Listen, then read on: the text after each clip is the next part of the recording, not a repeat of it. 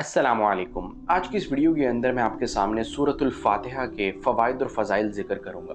सूरत फातिहा कुरान की पहली सूरत है। जब भी कुरान खोलते हैं तो सबसे पहले सूरत फातिहा नज़र आती है। इसी तरह जब भी हम नमाज़ पढ़ते हैं तो नमाज के अंदर भी सूरत फातिहा पढ़ी जाती है। तो सूरत फातिहा इतनी ज़्यादा अहमियत की हामिल क्यों है इस्लाम के अंदर कि कुरान जब खोलें तो शुरू में सूरत फातिहा, नमाज जब पढ़ें तो उसके अंदर सूरत फातिहा। तो आइए जानते हैं इस वीडियो में कि ये इतनी अहम क्यों है, इसके क्या क्या फ़वाइद और फ़ज़ाइल हैं।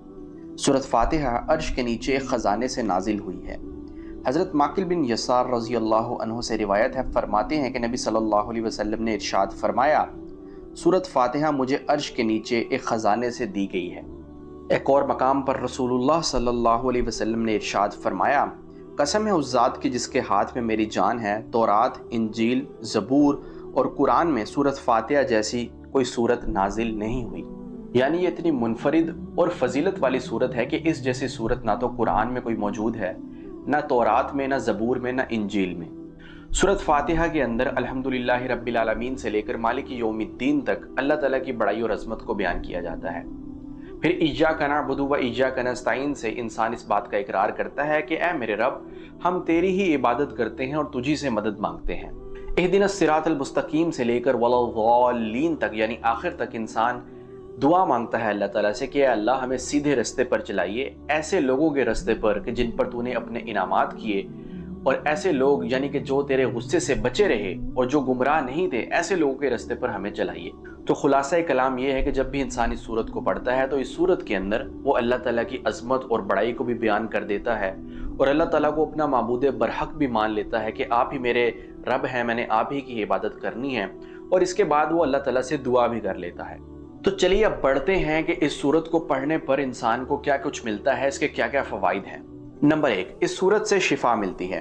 हुज़ूर सल्लल्लाहु अलैहि वसल्लम ने फरमाया, सूरतुल फातिहा हर बीमारी की शिफा है। हज़रत अबू सईद खुदरी रज़ी अल्लाह अन्हु ने बयान किया कि हम एक सफ़र में थे, रात हो गई और हमने एक कबीला के नज़दीक पड़ाव डाला। तो उस कबीले की एक लौंडी इनके पास आई और उसने आकर कहा कि हमारे कबीले के सरदार को बिच्छू ने काट लिया है। तो उस लौंडी ने पूछा कि तुम में से कोई झाड़ फूंक करने वाला है जो आकर कबीले के सरदार को ठीक कर दे उसके जरिए।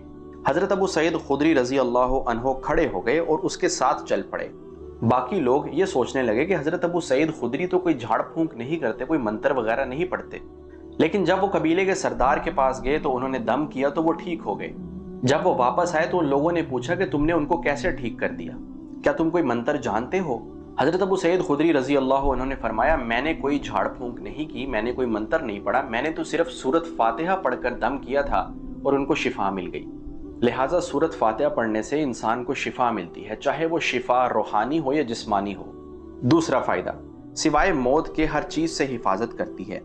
हजरत अनस रजी अल्लाह अन्हो से रिवायत है, फरमाते हैं कि रसूलुल्लाह सल्लल्लाहु अलैहि वसल्लम ने इरशाद फरमाया कि जब तू अपना पहलू बिस्तर पर रखे और तू फातिहतुल किताब और कुल हुवल्लाहु अहद पढ़ ले तो सिवाय मौत की हर चीज़ से महफूज हो जाएगा।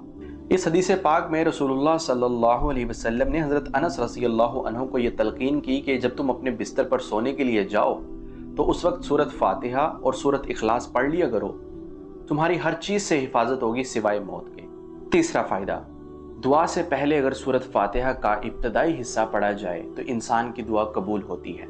सूरत फातिहा का इब्तदाई हिस्सा है अल्हम्दुलिल्लाहि रब्बिल आलमीन से लेकर मालिकी यौमिद्दीन तक। इस हिस्से के अंदर अल्लाह ताला की तारीफ़ बयान की गई है और हदीस पाक में आया है कि जिस दुआ के शुरू में अल्लाह ताला की तारीफ़ और अज़मत को बयान किया जाए और उसके बाद मुझ पर दरूद पाक भेज कर दुआ मांगी जाए तो वो दुआ कबूलियत का ज़्यादा इम्कान रखती है। इसलिए जब भी आप दुआ मांगने लगें तो उसकी इब्तदा के अंदर सूरत फातिहा के ये इब्तदाई कलिमात पढ़ लें, यानी अल्हम्दुलिल्लाहि रब्बिल आलमीन से लेकर मालिकी यौमिद्दीन तक पढ़ लें। उसके बाद दरूद पाक पढ़कर अपनी कोई भी दुआ मांगें जो कि जायज़ हो तो इंशाल्लाह वो ज़रूर कबूल होगी। तो ये थी सूरत फातिहा की फजीलत और इसको पढ़ने के फ़वाइद। मैं उम्मीद करता हूँ कि ये वीडियो आपके लिए फ़ायदेमंद साबित हुई होगी। अगर फ़ायदेमंद साबित हुई है तो इस वीडियो को लाइक कीजिए और चैनल को सब्सक्राइब कीजिए।